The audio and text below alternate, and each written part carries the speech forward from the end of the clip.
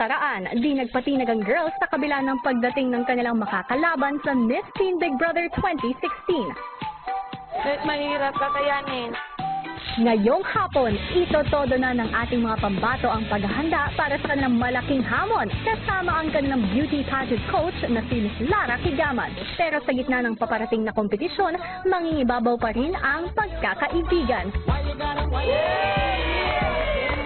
Dito lang yan sa PBB Lucky Season 7, mga kwento ng teen housemates. Sa pagsisimula ng bagong araw sa bahay ni Kuya, naisipan ng mga bisita na mag-swimming. No? Serious? I just took a shower, man.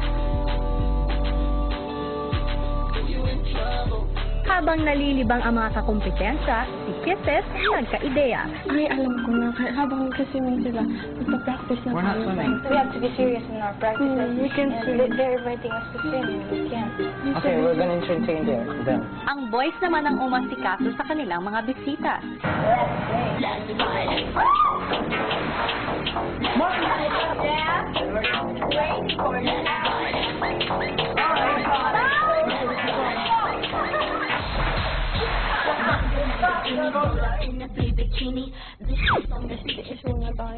I want to hear Kuya say, I'm proud of my girls. Yeah. So, that's why Let's do this. I'm proud of my girls. Walang mga ligo.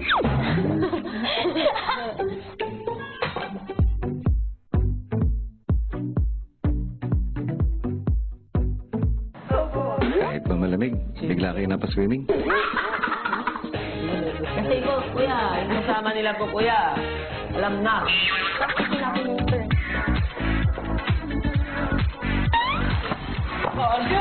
Fun, yeah. Let's leave it at that. I got big eyes.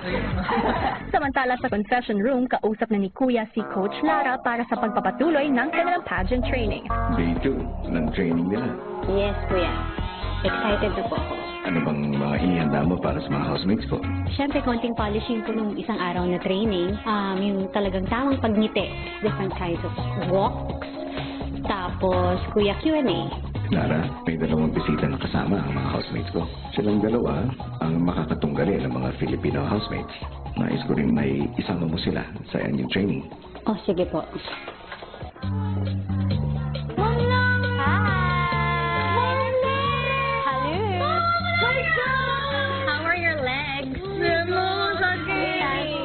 Hanggang ngayon? Masaya po, Kuya, kasi she gets to teach us again, new learning for us. Excited po. Nice to meet you, Maria. Stephanie. Stephanie, and you're from Brazil. Yeah. Hello, welcome to the Philippines. Thank you. All right, let's close this down. Yeah. So, have you had any experience Brown house? in pageant? Yeah. You have? Have you joined one as I well? joined Miss Rio Yes. 2014. Did you play? Yeah. It was second place. Like what place, girl? No more right. Rio. How about you? She won. You won. Yeah, Wow. the small one. Okay, so we've got two beautiful girls with experience who won the pageant. I really don't want to be intimidated by their beauty.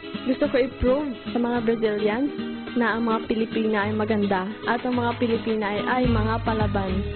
Para sa unang bahagi ng training, tinuruan ni Coach Lara ang girls na sanayan ang kanilang muka sa matagalang pagngiti. When we smile, we use muscles as well. So this exercise is to help you strengthen the jaw, the cheek, and all the other muscles that you use for smiling. When I did this, actually, we had to do a minimum of 30 to 60 minutes a day. So this is how you do it. You wanna write it? Yeah. Ang pagiging beauty queen, Kuya, kasi madalas nakangiti ng matagal na panahon. So once you're on stage, dapat nakasmile ka. Dahil kailangan you draw the eyes of the people around you to your face. So ang pencil exercise, nakakatulong na masana yung mga muscles na ginagamit for smiling. You try smiling for 5 minutes and it's gonna hurt. Yeah, alright. Okay? I want to see your walks from yesterday. How tall are you? 5'10". 5'10"? The same. Oh my goodness. When I competed for Miss International, I was one of the shortest candidates. So, don't feel that just because you're shorter, you won't win. Anyone can win. It's just a matter of being prepared, and you have to be very confident. I want you to walk, and you feel as if you're the most beautiful girl in the room. And 3, 2, 1, go! Wow, Lynn Stephanie walks well. You need to practice more, girls. I don't think it's perfect yet, and she's making my mind and kisses feel bad, so they want to practice more. You know, it's like psychology. I don't see why any of the girls should be worried. All of them believe in themselves. Kisses, she can also be confident because she's had experience. My mind's always confident even if she doesn't know what she's doing. Ivory, she's the underdog for me. I didn't expect her to do as well as she's doing. When you're smiling for a long time, when it's starting to shake, it helps when you do. When you smile, you also smile with your eyes. You feel it. You think of something that would make you happy. Sunod na tinutukan ni Coach Lara, isa-isa ang girls. We'll start with Ivory. There you go. Good job. Smile. As if your parents are in front. And walk. Okay. Can you see your shoulders moving? Too much? No? Again. Walk. Better. So that's what you have to keep on practicing even when you're not here, okay? Kisses. Walk.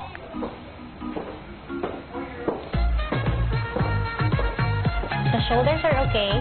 The arms are a little bit stiff. Longer strides. Okay? Again. Walk faster. Better. Can you see the difference? Can you see it? Can you see the difference? Hanggang sa dumating na ang pagkakataon ni Maymay na magpakitang gilas. Smile as if you forgot to take off the tissue paper in your kilikili.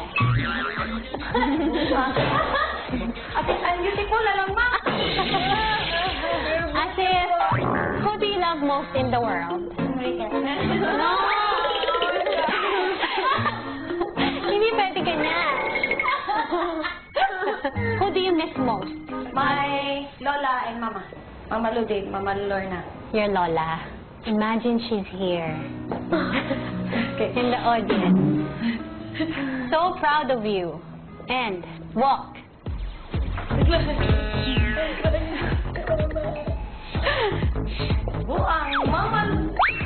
Now that's what you have to also do. It's okay to cry. Are you crying? Are you really crying?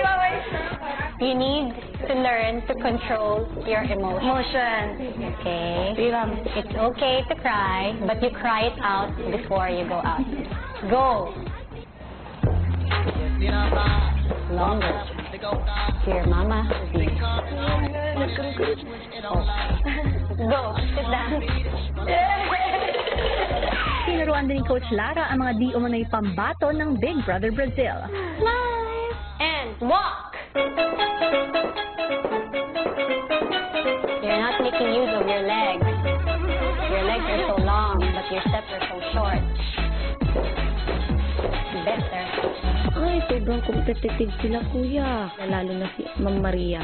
Parang, ganun talaga. Kuya ko makakita na, siyempre magaganon ka, pero parang mas na-challenge ako. Alright, go eat. Food. Habang nanananghalian, si Coach Lara tuloy pa rin sa pagbibigay ng tips para sa pageant. May technique for Q&A. Question and answer portion is not a test of your intelligence. So there are no wrong answers. Always remember that. The main reason for that is so the judges can know who the girls really are. It's more about the way they answer and not the content of the answer. So how you answer it is more important to the judges than what you said. But obviously, what you say should also matter. So, because there's no wrong answer, you answer with your heart. Matapos kumain, nagpatuloy ang girls sa kanilang training. Now, we will learn the different kinds of walks. For evening gowns, you have to be elegant. So you feel beautiful, regal, and you feel confident. I'm a queen. I have this beautiful gown on. Everyone is looking at me and I don't care because I am beautiful. Everyone, you're all friends here, but you're competing with each other. Don't let the girl next to you be more beautiful. You are the most beautiful. susunod, If I were your judge and you answered that question, I will not give the crown to you. sa pagpapatuloy ng kanilang pageant training, nagtulungan ng boys at si Lara para sa isang matinding tanong. So the boys will make up questions, ha? I want you to think of the hardest question you can think of. Just hypothetical or about them. The easiest, like, before you die, what you want to do before you die, one thing. Or if you have one job, you can have just one object in your life. What you would choose? Is it just one when you're here? I don't know. One. Just one? If you, other than yourself, who do you think deserves to Okay. Okay. Okay, that's one. Huh? Alright. Dahil isang tanong lang para sa lahat, pinapasok sa girls' bedroom ang ibang babae. Your question is, other than yourself, who do you think deserves to be the big winner of PAB Season 7? So, it's a hard question. But then if I were to choose only one person, that will be Ate Maymay. I believe that she is determined, motivated, and inspired enough to deserve the position. I-feel ko po sa sarili ko na I'm really weak at Q&A, na even though it's really not my comfort zone, dapat po na galingan ko na lang po talaga. Candidate number 2, Maria. All of us deserves to win, and so I think all of us should give our best. Salamat po. Candidate number 3. Is admission. At kasi lahat po kami, binigay po namin yung best namin, kaya lahat po kami deserve po namin manalo. Saan ka naman pinaka-nahirapan? Sa question and answer pa rin. Nakaka-answer ako, pero pag-answer dapat may impact. Please go to your spot. Kisses. I think other than myself, the one who really deserves to win this competition is the one who has always been there for me and the one who has always shown all the positive sides of the world, and she is Ate Maymay. Thank you. I think all of us, kuya, nahirapan po kami sa question and answer po. Andyan si Ate Lara, tumitingin sa'yo. She's the Miss International, and kasi yung puso ko Please go to your spot in the middle. I think the other one needs to win competition. How can I say? You cannot ask. Sobrang siyang kinakabahan. Parang nafe-feel ko na nai-insecure siya dahil nahihirapan siyang magsalita. This is... ¿Cómo es que...? Algo así. Es un nombre para el portugués. I forgot the word in Portuguese as well. Alright. But just finish your answer. It's Nene, because she's herself all the time. And this is important for me because I like the people who is herself. Is not different or try to be different. Just herself. Habang nagpapahinga si Stephanie kasama ang ibang girls, hindi nito napigilang mapaiyak. You're Brazilian. You're not American. You're not Filipina. Yeah. Your English is not perfect. You know? You're amazing. You just answer it. Next time, you answer the question in Portuguese, and I'm gonna translate it for you, okay? No, it's okay. It's okay. I can do that. Thanks. It's okay. I'm just nervous. Too pressure. Olha pra cima. Even though, of course, this is a competition, I will go to her and comfort her kung nasasaktan po siya. Love you. Love you. Si Kuya, minabuting kausapin din ang mga house players. How are you? So. Stephanie, Yeah. why did you cry? I'm in my period. Yeah. And it's always hard for me because I was nervous. Stephanie, I want you to express yourself easier. Okay. So, do you want an interpreter? Yeah, I think it'd be good. Okay. Because in the question and answer portion, it is very crucial. Yeah. It's very important. Okay, I understand. Thank you, Kuya. Thank you.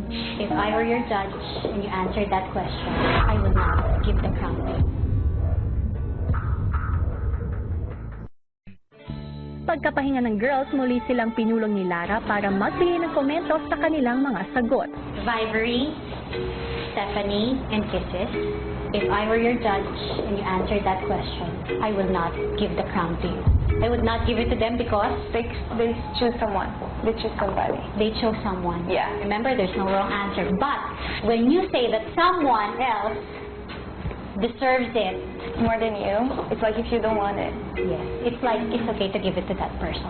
Mas nakakagana mag-practice or mag-train pag talagang may professional na nagtuturo. Siyempre, na-excite ka pag tinuturuan ka ng mabait na coach. Mary Dale and Maria answered the question. They said everyone deserves to win. They did not give a name. Nakinig ako kay ma'am kung paano. Kahit hindi mo alam yung question, sobrang hirap. Pero dapat mong lusutan. At itong lusot na to is yung maganda. So you can still say that. But remember, when that question is asked, I think everyone deserves it, but I think I want it most of all. That's it. When you're asked to choose. But if it's like that, if the question is like that, then don't let anyone be the winner. Masaya ako na dumating siya ulit kasi mas marami pa kaming matututunan. Alright, see you. I'm gonna... Thank you. I will see you again. Mas matutulungan niya pa po kami sa aming journey. Abangan bukas!